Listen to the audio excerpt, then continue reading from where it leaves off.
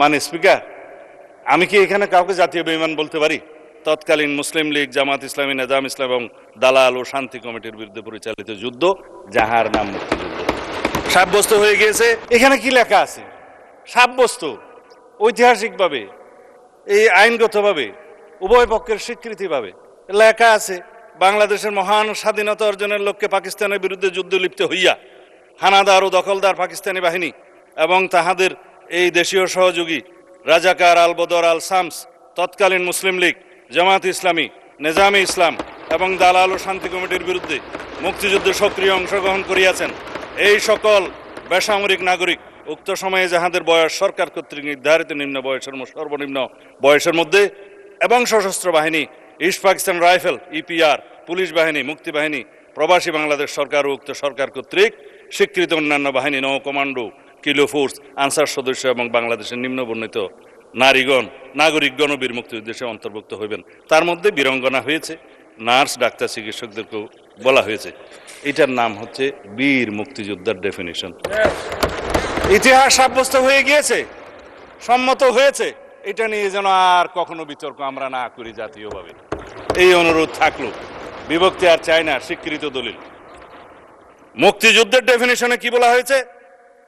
1971 খ্রিস্টাব্দের 26 মার্চ থেকে 16 ডিসেম্বর পর্যন্ত একটি স্বাধীন গণতান্ত্রিক রাষ্ট্র হিসাবে বাংলাদেশের জনগণের জন্য সাম্য, মানবিক মর্যাদা ও সামাজিক ন্যায় বিচার প্রতিষ্ঠার আকাঙ্ক্ষায় হানাদার ও দখলদার পাকিস্তানি সশস্ত্র বাহিনী এবং তাহাদের সহযোগী রাজাকার আল বদর আল শামস, তৎকালীন মুসলিম লীগ, জামাত ইসলামী, নিজাম ইসলাম এবং দালাল ও শান্তি কমিটির বিরুদ্ধে পরিচালিত যুদ্ধ, যাহার নাম মুক্তিযুদ্ধ, সাব্যস্ত হয়ে গিয়েছে। ফেলে দিলাম মাননীয় স্পিকার, আর কখনো কথা বলার প্রয়োজন নাই। এখন বাংলাদেশের ইতিহাস নিয়ে যদি আমি কথা বলি 1971 থেকে 2026 পর্যন্ত, এগুলো অনেক কথা ঘাটাঘাটনি হবে। অনুরোধ করেছেন আমরা যেন ওইদিকে না যাই। আমি বিস্তারিতভাবে বলবো না, সম্মত হয়েছি। কিছু কথা রেকর্ডে না রাখলেই নয়, সেজন্য মানে স্পিকার, আমি কি এখানে কাউকে জাতীয় বেঈমান বলতে পারি? এটা অসাংবিধানিক হবে। হ্যাঁ, ঠিক আছে, আমি চাইলে আওয়ামী লীগকে জাতীয় বেঈমান বললাম না 1986 সালে, এবং তাদের যে সহযোগী হিসাবে, সহযোদ্ধা বা হামসফর হিসাবে ইলেকশনে যারা গিয়েছিল, তাদেরকে আমি কিছু বলতে চাই, এটাও আমার বলা ঠিক হবে। এখন আসি মানে স্পিকার, এই সংসদে কথা বলবো বলে ইমোশনাল একটু বক্তৃতা দেই। কতকাল অপেক্ষা করেছি।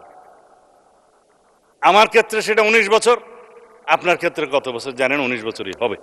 মাঝখানে এই সময়গুলোর মধ্যে কত পানি গড়িয়ে গেছে মানে স্পিকার, কত সংগ্রাম, কত ত্যাগ, কত রক্তদান, গুম, খুন। আমি নিজে গুম হয়ে নির্বাসনে থেকেছি 9.5 বছরের মতো, বিদেশে গিয়ে জেল খেটেছি।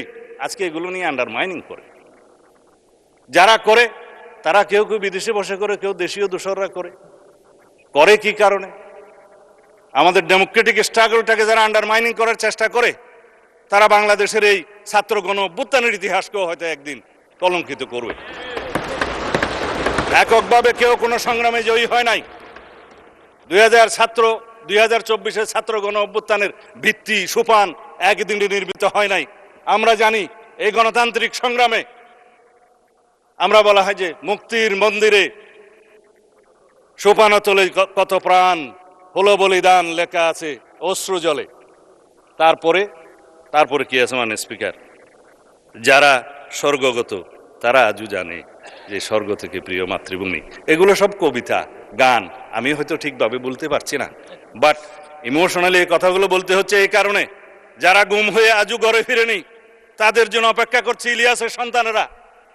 তার সঙ্গিনী এখনো বাতায়ন খুলে বসে থাকে, তার স্বামী কোনোদিন আসবে বলে। আমরা তাদের কাছে কি জবাব দেব?